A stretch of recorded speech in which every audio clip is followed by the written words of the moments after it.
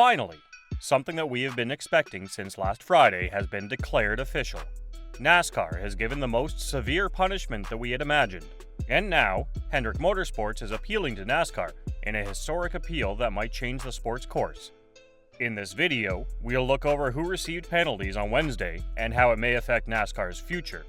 So, get ready racing fans. But before that, please subscribe to our channel and hit the like button for more whereabouts on NASCAR. Even though Sunday was the last day of the race at Phoenix Raceway, the after effects were still being felt on Wednesday. On Wednesday, NASCAR handed down a slew of sanctions to various teams and drivers, including the highest team fine in the sanctioning body's history, levied against the 4 teams of the dominant organization, Hendrick Motorsports. Actually, the difficulties for Hendrick Motorsports began on Friday at Phoenix during the pre-race inspection, when NASCAR discovered that the hood louvers on each of the team's vehicles had been modified.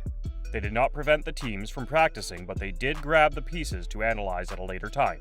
NASCAR took the hood louvers once more after the number 31 Colleague Racing car failed the pre-qualifying inspection on Saturday due to the same violations. In all of these situations, NASCAR made it clear that any penalties would be handed down during the week. Wednesday was the day when those punishments were disclosed. Each of the 4 Hendrick crew chiefs was fined $100,000 and suspended for 4 races. In addition, each team was docked 100 points and 10 playoff points for the violation. The number 5 Chevrolet, which was driven by Kyle Larson, the number 9 Chevrolet, which was driven by Josh Berry, who was subbing for the injured Chase Elliott, the number 24 Chevrolet, which was driven by William Byron, and the number 48 Chevrolet, which was driven by Alex Bowman. Justin Haley is the one at the wheel of the number 31 vehicle. Cliff Daniels, Alan Gustafson, Rudy Fugle, and Blake Harris all received suspensions and fines for their roles as crew chiefs for Hendrick, while Trent Owens was the crew chief for Colleague. All of the cars were able to pass inspection before Sunday's race and appeared to lose very little, if any, performance advantage as a result. Larson led the practice on Friday and won the pole position on Saturday, while Byron took the second starting spot. Byron would go on to win the race while Larson finished in 4th place, and the other 2 Hendrick cars both finished in the top 10. Bowman came in 9th, while Berry finished in 10th. Haley came in 26th place overall. The overall fine for Hendrick, which came to $400,000, is the highest one ever levied against a team in the history of NASCAR. The previous record was held by the now-defunct Michael Waltrip Racing Team and its 3 vehicles, which were each penalized a total of $100,000 in 2013 for trying to influence the outcome of the Fall Cup race that was held at Richmond. One of the benefits that the teams received when NASCAR debuted its next-generation car in the top-tier Cup Series was a reduction in overall expenses. This was made possible, in large part, by the usage of parts that were acquired from a single location and sent to all of the teams.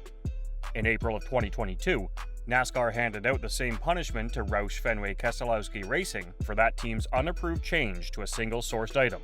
Later on in the season, Front Row Motorsports was also handed out the same penalty for the same infringement. Both of those components were not hood louvers, but rather different pieces of the car that came from the same source. According to Elton Sawyer, the Senior Vice President of Competition for NASCAR, as they inspected the parts from this weekend, it became evident that they had been modified in an unapproved location, which is what led to the penalties. Sawyer stated that this punishment was comparable to the ones that were handed out by other competitors during the previous year. Because of this, we decided to maintain a fair playing field in the garage to ensure that the level of competitiveness remains where it should be. All of the discussion that took place with this vehicle during the previous year, including collaboration with its owners to determine what kind of deterrence model should be implemented, put us in a position where we didn't feel like there was any other option than to write a penalty.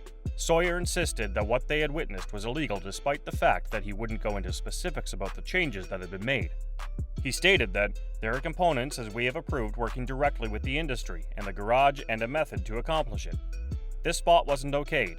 We had the impression that the communication line between NASCAR and the garage was set up in the most effective manner, and it was very clear that they were operating outside the parameters. Afterward, Hendrick announced that they will be appealing the penalty, and they released a statement in which they claimed that NASCAR took the parts 4 hours after the cars were first examined without any previous notice. According to their statement, the reason they are appealing is that the louvers delivered to teams through NASCAR's mandatory single-source supplier do not match the design submitted by the manufacturer and approved by NASCAR. In most cases, if a crew wants to appeal a suspension, the crew member in question is allowed to continue working while the appeal is being reviewed. In contrast, Hendrick stated in their statement that the company has made the strategic choice not to request a deferral of personnel bans for the race that will take place this coming weekend in Atlanta. The amended rosters for this weekend's competition will be posted as soon as the replacement crew chiefs have been selected. As we move forward in the video, tell us in the comments your opinions on Hendrick Motorsports' decision to make an appeal. Also, don't forget to subscribe to our channel and click the bell button for more updates. On Friday, there was not only one team that was in bad pace, but Denny Hamlin too. Hamlin was given a penalty on Wednesday as well. He was found guilty of attempting to alter the results of the race or championship, which resulted in a fine of $50,000 and a loss of 25 driver points. Both Hamlin and Ross Chastain's vehicles crashed into the wall on Sunday after the latter made contact with the former during the final restart of the race. Chastain came in 24th place, and Hamlin finished 23rd. It's possible that nobody noticed what happened, but Monday, Hamlin brought it up in the first episode of his podcast, which he released at the beginning of this year. Both he and Chastain had a history together, and Hamlin said that he purposefully eliminated Chastain in the incident that took place on Sunday. Regarding this, Sawyer claimed that the circumstances of each incident in which drivers have conflicts with one another are unique. He stated, "The way that we look at these circumstances is that they are all individual, right?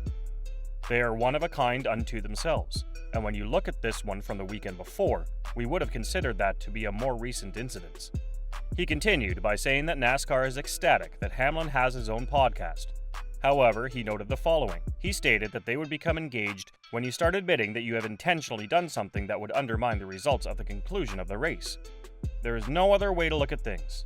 It is inevitable that we will become entangled in those circumstances. In the past, we have always been consistent with it, and moving forward, we will continue to be consistent.